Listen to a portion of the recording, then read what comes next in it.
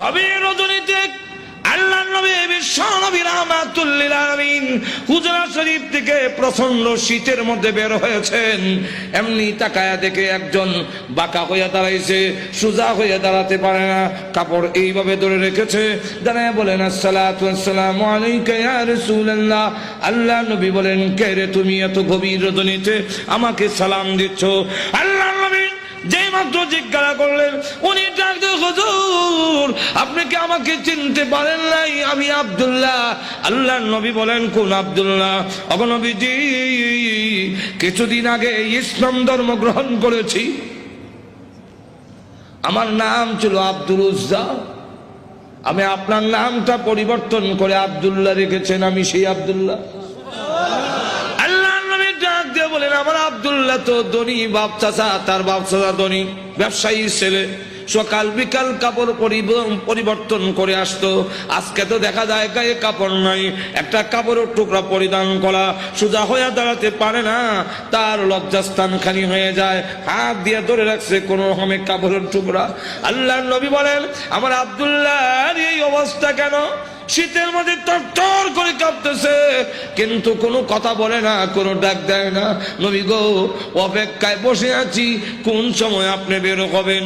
আপনার নুরানি চেহারা যদি এক নজর দেখতে পারি, তাহলে আমার অন্তরে আর কোনো দুঃখ থাকবে না। আল্লাহর নবী বলেন, কি হলো তোমার এই অবস্থা কেন? আব্দুল্লাহ, হুজুর আপনার দরবারে কেন আসা যাওয়া করি?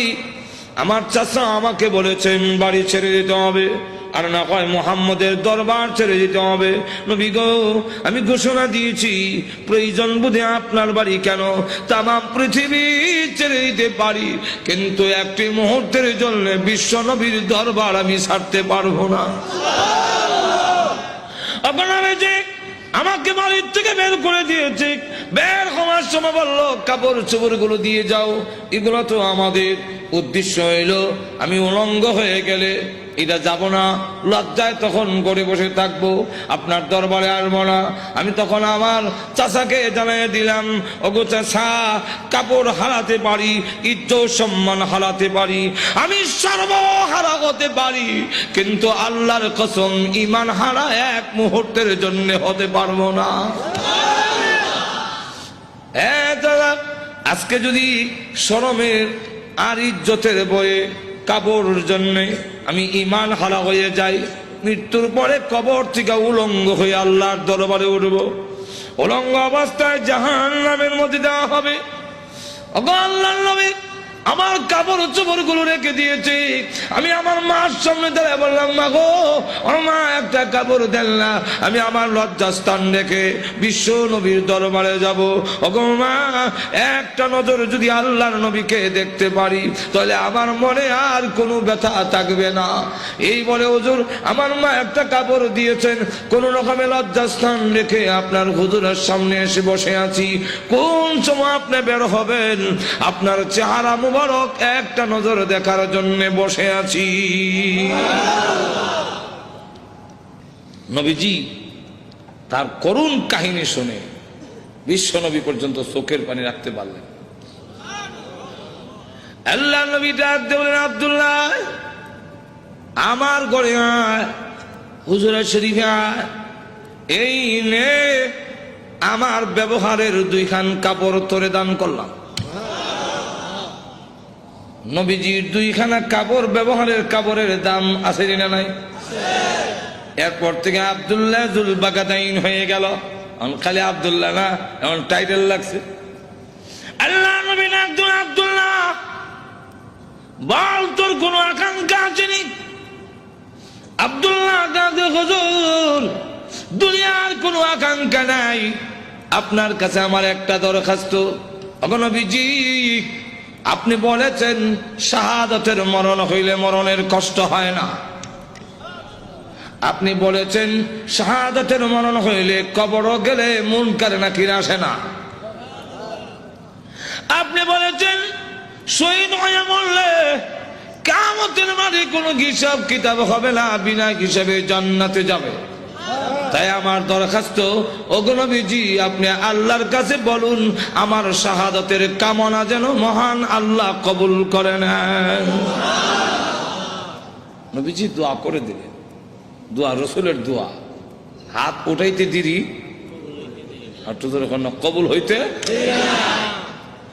আল্লাহ নবী বিশ্ব নবী রাহমাতুল লিল আলামিন দোয়া করে দিলেন।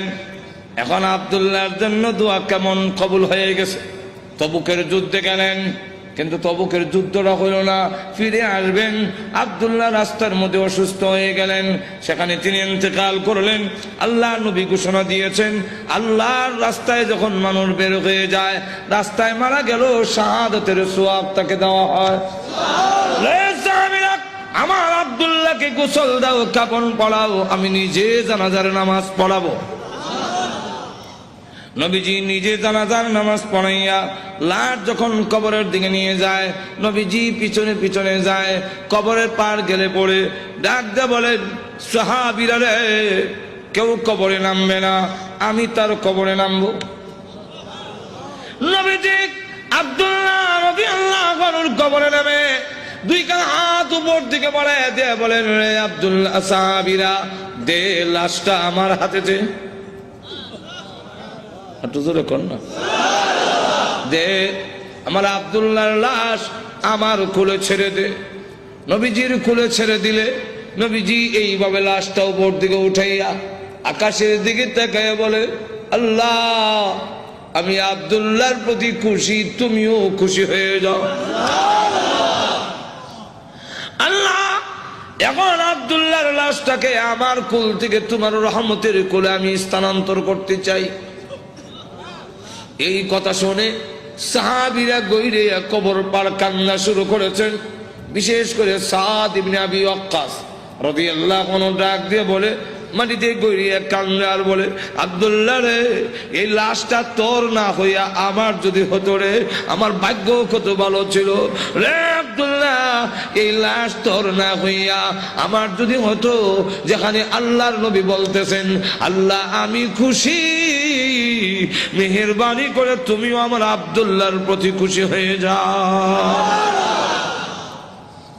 ভাইরা আমার, লক্ষ্য করে দেখুন, এইভাবে অনেক ঘটনা সারা রাত বললেও তো শেষ হবে না। এইভাবে বাড়ি ঘর ছেড়ে দিয়েছেন আল্লাহর দ্বীনের জন্য, ইসলামের জন্য, আল্লাহ নবীর জন্য। কিন্তু আবু লাহাবের ছেলে যেমন বাবা তেমন ছেলে উতবা আল্লাহ নবীর সামনে গিয়ে বলে, ওগো মুহাম্মদ, আপনার আল্লাহ টাল্লাহ এগুলো আমরা মানি না। আর তো জোরে কর না। আর নবীজির সামনে দাঁড়ায় বলে, আপনার দুই মেয়েকে তালাক দিলাম। নবীজির তাফসীরে মাযহারিতে লেখে, আল্লাহ নবীর উপরে হামলা করে টান দিয়ে জামা ছেড়ে ফেলেছে। নবীজি চোখের পানি ছেড়ে দিয়ে কাঁদলে, হ্যাঁ প্রভু, আমার জামা ছিঁড়েছে, এই জন্য আমি ব্যথা পাইনি। আমি কত আঘাত খাইলাম তোমার দ্বীনের জন্যে, তোমার জন্যে, তোমার দ্বীনের জন্যে যদি আমি কষ্ট পাই, আমার তেমন কষ্ট লাগে না।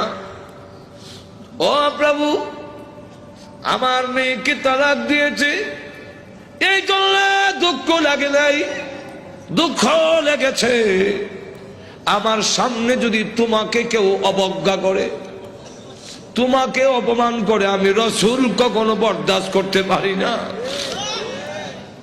ভাইরা আমার, বাস্তবিক যাদের ভিতরে ঈমান আছে, ঈমানদার কখনো দুনিয়ার সকল কিছু বরদাস্ত করতে পারে, কিন্তু আল্লাহ নবীকে অপমান করবে, এই পৃথিবীর কোন মুমিন কখনো বরদাস্ত করবে না।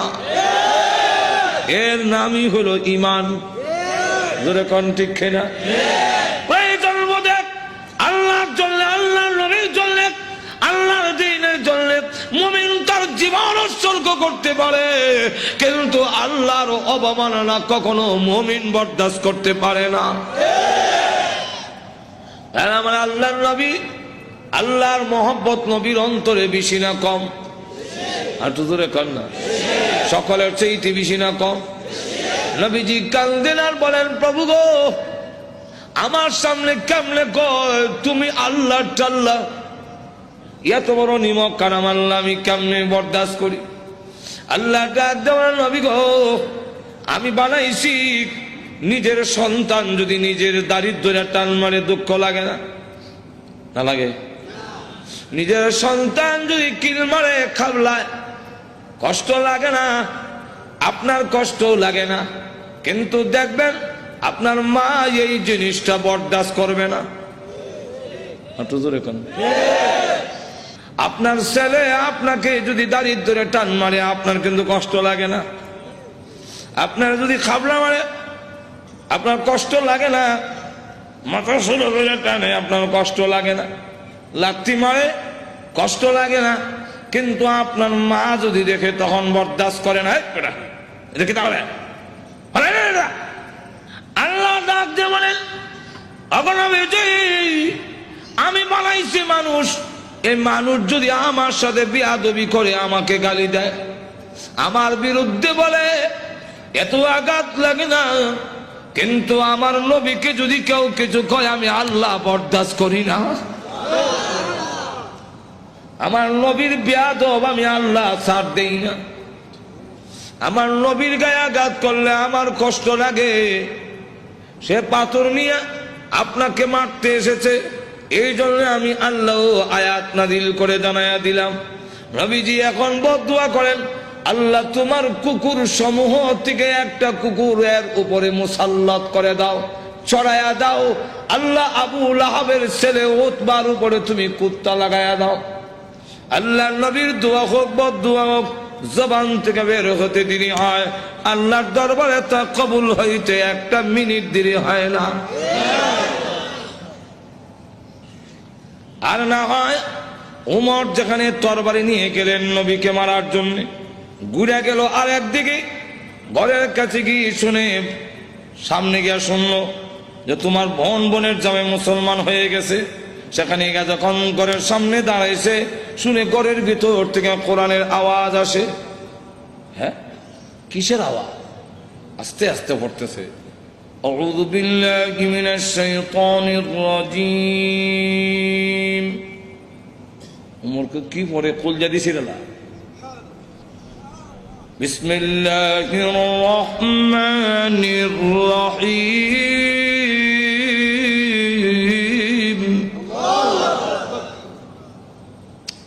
এই গরকে আওয়াজ হইনা ফাতেমা কাহা আজরাইল আইছে,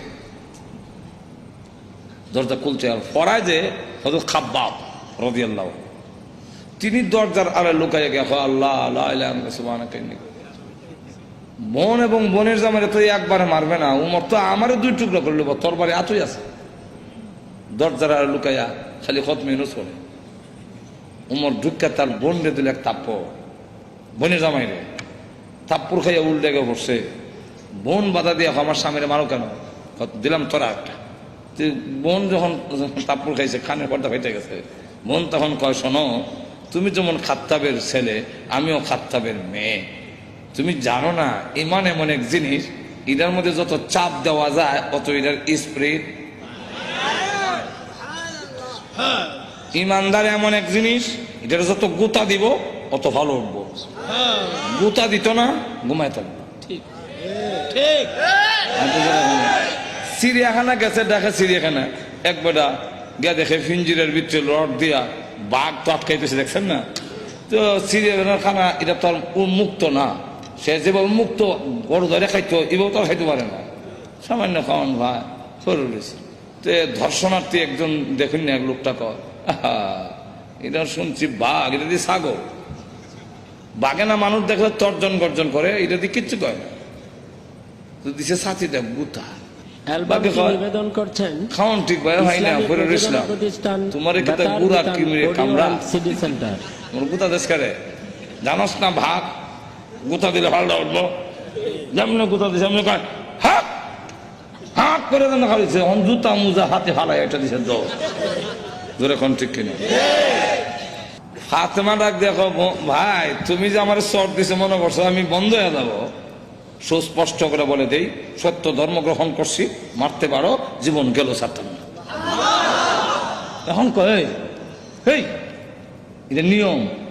মানুষ যখন দিনের উপরে ইসলামের উপরে অটল অচল থাকে তখন তারা আল্লাহর সাহায্য আসে, আর যারা নির্যাতন করে হেরার দিলের মধ্যে আল্লাহ ডর ঢুকাইয়া দেয়।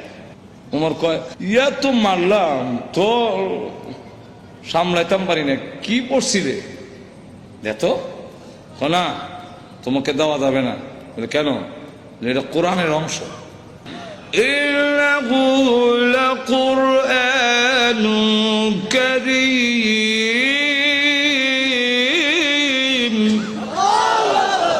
ফি কিতাবিম মাকনুন লা ইয়ামাসসুহু ইল্লাল মুতাহহারুন।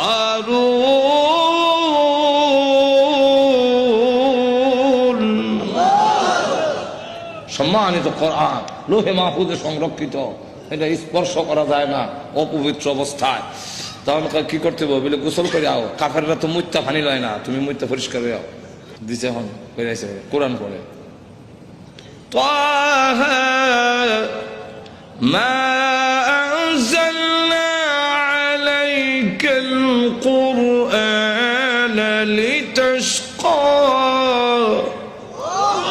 পড়তে পড়তে যখন ওই আয়াত পর্যন্ত গেছে, ইন্নানি আনাল্লাহু লা ইলাহা ইল্লা আনা ফা'বুদনি।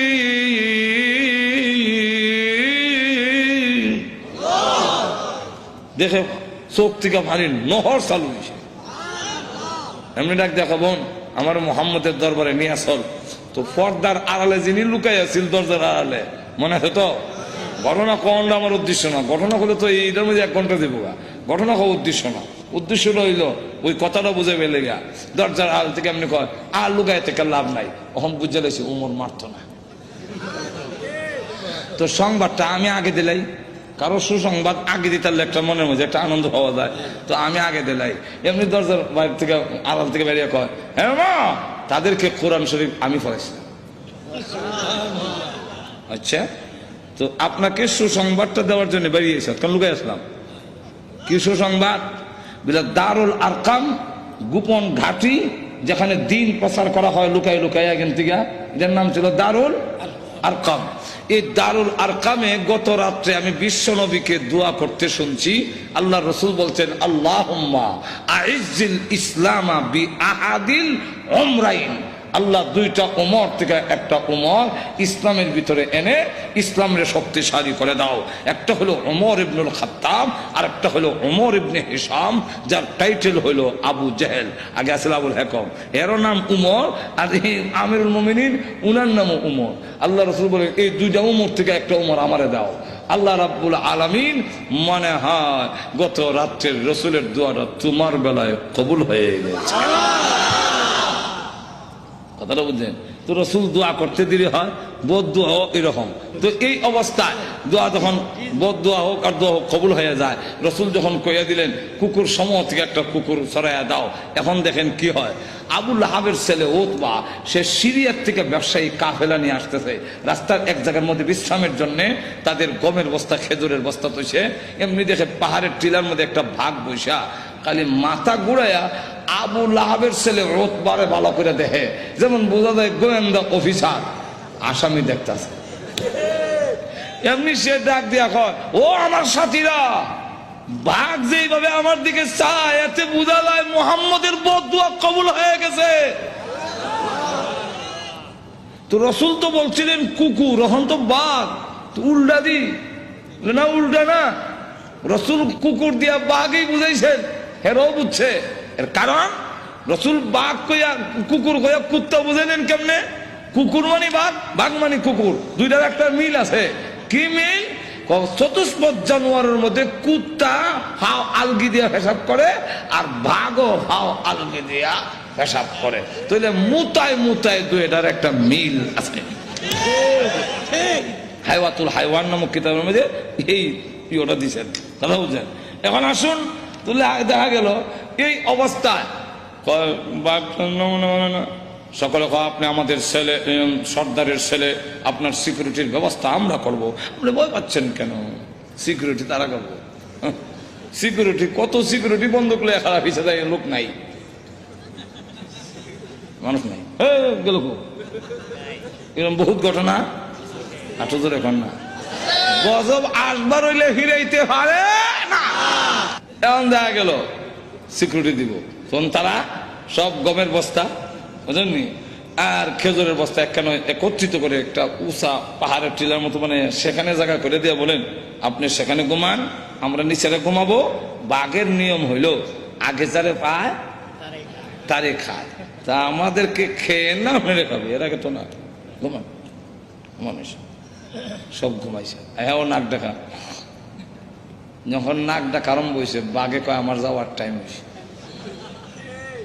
আল্লাহ যাইবার আগে গন্ধটা তোর নাক ফিট করে দেয়, এই গন্ধে যারে পাবি তারে ধরবি, উল্টা পাল্টা ধরিস না। বাঘ গিয়া যতদিক ঘুমাইছে সবটিকে চেক করে, কারণ প্রত্যেকের শরীরে আলাদা একটা ছোট সময় বাইসাব যখন কোথায় গেঞ্জি রানলে আমার গেঞ্জি রানিচ্ছেন, তখন কোন গেঞ্জি আব্বার কোনটা বাইসাব বুঝতাম কেমনি, আর নিলে থাপ্পর খাম উল্টা হল্টা নিলে তো না হো লাগাইতাম,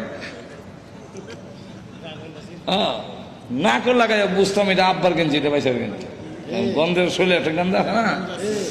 তো বাঘে গিয়ে সবটিকে চেক করে গন্ধ তো মিলে না, আমার আসামি কো মাথা ঘুরাই দেখে বস্তার ঘুরে একটা ঘুমায় নাক ডাকাইতেছে, তাহলে এটা দেখে বেরি লাভ দিয়া বস্তার ঘুরছে, ওইটা নাক লাগাইতে এই যে আমার আসামি বলা হচ্ছে। নিচে নিয়া মাথা এখানে, পা এখানে, হাত এখানে, নারী বুড়ি এখানে, আলাদা আলাদা করিয়া মাছের ভাগার মতো ছড়াইয়া বাঘ আবার গিয়া টিলাত বৈশা পলক দৃষ্টিতে তাকে রয়েছে। এরা ঘুম থেকে উঠতে যখন চিৎকার দিবে আমি আনন্দ করব, আল্লাহ এবং নবীর দুশমন রে আমি খতম করেছি। এরা ঘুম থেকে সিকিউরিটি দিল, সিকিউরিটি আমাদের শেষ করে ফেলেছে, আমি করছি। আল্লাহ তখন আয়াত নাযিল করলেন, এই হলো শানে নজরুল, আয়াত নাযিল করে বলেন কুতিলাল ইনসানু মা আকফারাহু,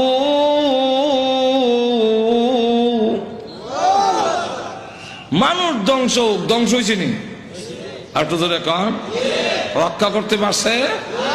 আপনি আমিও ধ্বংস হব মরণের সময়, কেউ আমাদের রক্ষা করতে আর তো ধরে কন কাল্লা ইযা বালাগাতিত তারাকিয়া ওয়া কিলা মান রাক,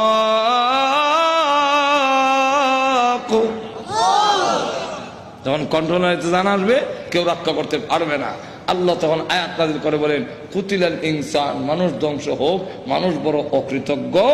এখন আল্লাহ এক একটা নিয়ামতের কথা তুলে ধরে বলেন তুই যে অতিকৃতজ্ঞ হইলে একটু চিন্তা করলি না, মিন আইয়ি শাইইন খালাকা, তুই কিসের তৈরি, তোরে কি দিয়ে বানানো হইলো, এটার জবাব আমরা দিতে পারবো না, কারণ আমি জানি না তুই কি দিয়ে বানিয়েছেন।